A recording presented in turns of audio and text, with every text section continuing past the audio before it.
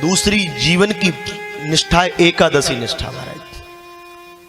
आप आश्चर्य करेंगे, वेदों से लेकर पुराणों में और पुराणों से लेकर आर्ष जितने भी ग्रंथ हैं उन सब में एकादशी की कितनी महिमा है।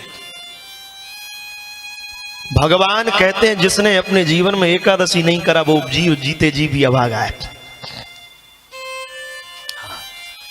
एकादशी की कितनी महिमा है। भगवान कहते हैं महाराज जी, महाभारत में तो वाक्य आया है कि ये जीव जब अपने प्राणों को छोड़कर भगवान के धाम को जाता है, जब धर्मराज के सामने जब पहुंचता है तो उसके पापों को और पुण्यों को देखा जाता है।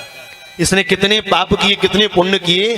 तो जब पाप और पुण्य की गिनती प्रारंभ होती है ना नारायण, तो सबसे पहले पूछा जाता है कि इसने अपने जीवन में एकादशी करी कि नहीं करी।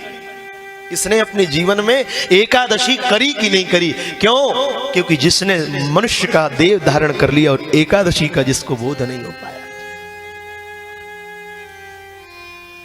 दूसरी निष्ठा भगवान कहते हैं, भगवान स्वयं अपनी बात में पद्म पुराण के नारद पुराण में भगवान एकादशी के प्राकट्य के संबंध में ये बात कह रहे हैं कि भैया वर्ष में जितने प्रकार के व्रत हैं उन व्रतों को करने से जिस पुण्य की प्राप्ति होगी, और तो और भगवान कहते हैं 64, भगवान स्वयं कह रहे हैं 12 ज्योतिर्लिंग 4 धाम, इनको जाने के बाद जिस पुण्य की प्राप्ति होगी, भगवान कहते हैं इतना सब करेगा जब जाकर मिलेगी। और कोई जीव अगर मेरी एकादशी का साधन ले लेता है तो ये सारे पुण्य उसको सहज मिल जाते हैं, केवल एकादशी।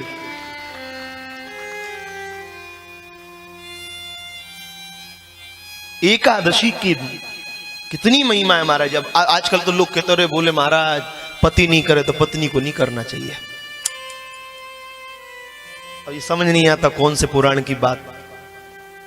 मेरे भाई बहन, पुराण में लिखा है 8 वर्ष से लेकर 80 वर्ष तक नारी हो, पुरुष हो, साध्वी हो, वैधव को प्राप्त नारी हो, सौभाग्यवती नारी हो, प्रत्येक को एकादशी का व्रत अवश्य करना है।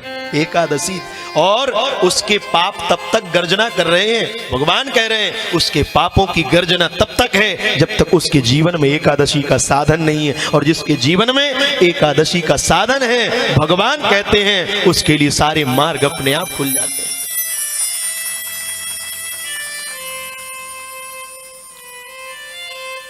पर एक बात ध्यान रखना, कभी कभी आप देखना एकादशी 2 पड़ती हैं। एकादशी सदैव दूसरी ही करना चाहिए। एकादशी दूसरी करना चाहिए।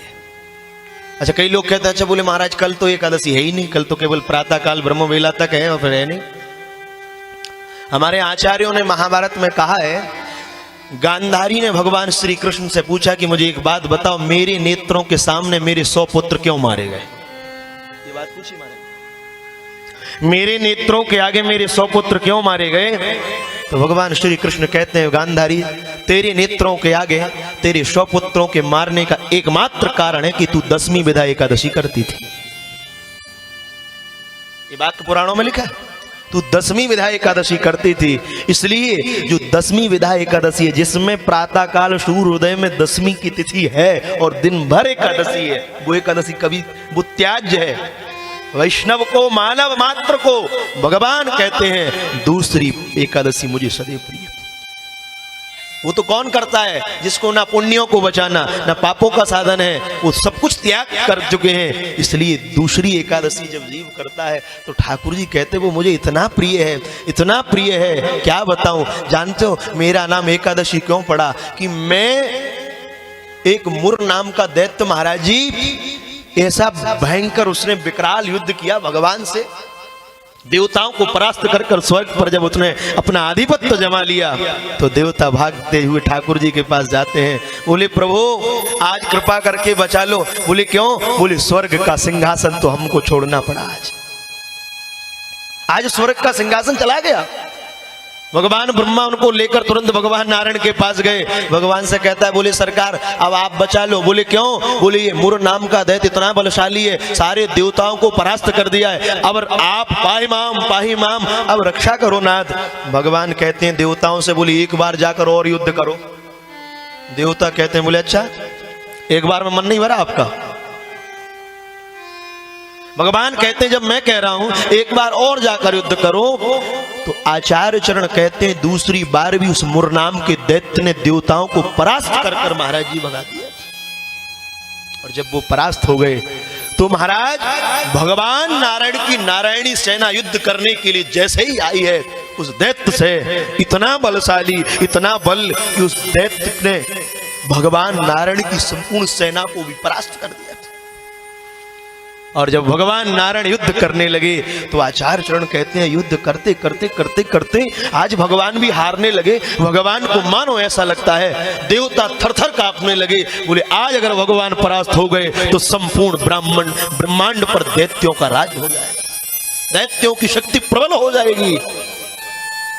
भगवान तुरंत पीठ दिखाकर भागे हैं स्वर्ग से, मुर नाम के दैत्य से। आगे आगे ठाकुर जी, पीछे पीछे वो दैत्य, आगे भगवान। वहां से भगवान आते आते आते जैसे ही आए तो हिमालय में बद्री का आश्रम के निकट उस गुफा में जाकर भगवान श्रांत होकर सो गए। जाकर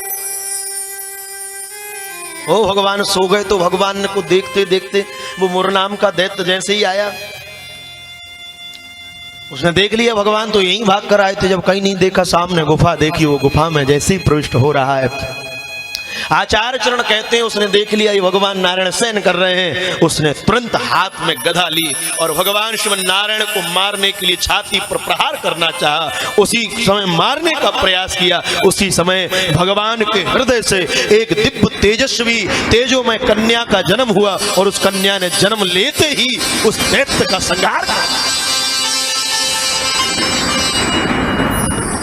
उसने जन्म लेते ही प्राणनाथ संहार कर दिया। देवताओं ने पुष्पों की वृष्टि करी, जय जय का घोष होने लगा, चारों तरफ जय जयकार होने लगी।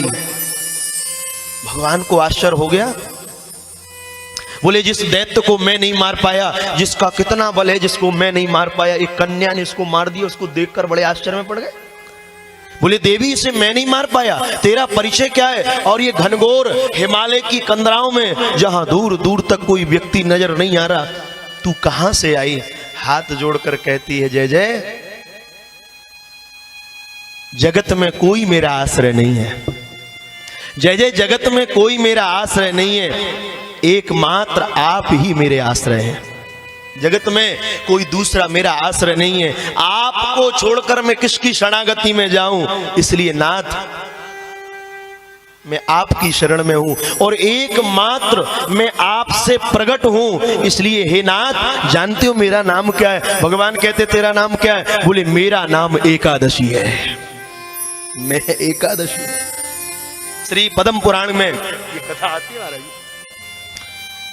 जब युधिष्ठिर ने भगवान श्री कृष्ण से पूछा था कि प्रभु ये बताओ एकादशी का प्राकट्य कहां से हुआ, जब भगवान ने ये बात कही थी, ये 3 सिद्धांत जिसके जीवन में अटल हैं, युधिष्ठिर उसके लिए मेरी प्राप्ति इसी शरीर से होती है।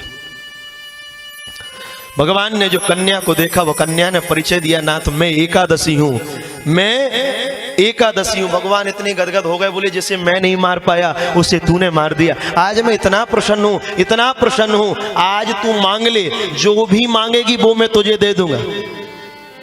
जो भगवान ने कहा, एकादशी कहती है प्रभु मैं क्या मांगू? जिसको आपकी शरणागति मिल गई, सर्वधर्मान परित्यज्य मामेकम शरणम व्रज, मुझे आपने अपना शरण प्रदान किया और मुझे आपने प्रकट किया, तो मैं क्या मांगू?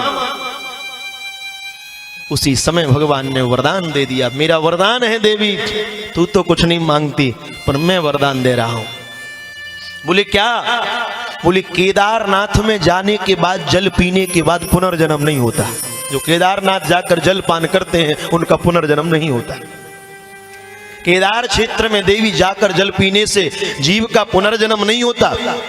बद्रीनाथ, जगन्नाथ, द्वारिका, गदाधर में भगवान के श्री विग्रह के दर्शन करने से जिस पुण्य की प्राप्ति होती है, भगवान कहते हैं मकर संक्रांति के पर्व पर गंगा स्नान करके 4 लाख स्वर्ण मुद्रा वेदज्ञ ब्राह्मणों को दान देने से जिस पुण्य की प्राप्ति होती है,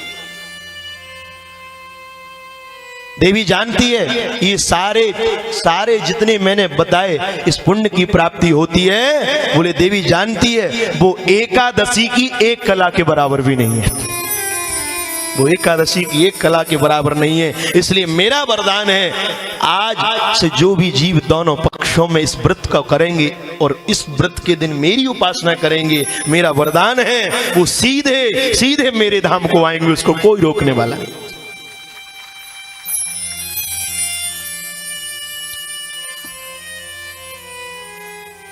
इसलिए भगवान कहते हैं दूसरी निष्ठा है एकादशी निष्ठा।